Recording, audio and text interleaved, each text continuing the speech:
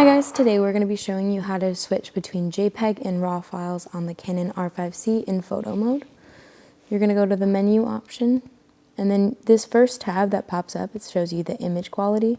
Once you tap on that, you can choose between RAW, CRAW, and all the JPEG options down here. If you want to shoot in RAW, it will show you the file size. Just make sure to turn off the JPEG, or you can turn off the RAW and it'll show you the option of the multiple different versions of and sizes of JPEG. When you choose between these though, you're also able to choose both JPEG and RAW simultaneously, and you can see that they both pop up in the top. This is what we'll be shooting with. I usually shoot in just JPEG, but I make sure to turn off my RAW. The dual pixel that you see here, you can enable. It is a special file format from Canon that captures extra depth and focus data using their dual pixel sensor technology.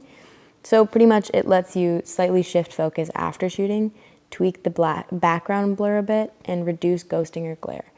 But the files are bigger, and editing features only work in Canon software, which is an important note, and not all cameras support it. So if you don't want to use it, I never really use it. I don't find that I find it too big for my file size. This down here is the cropping and aspect ratio. I usually shoot full frame, but if you're feeling crazy or you want to have a certain aspect ratio you want to shoot, you can adjust them here.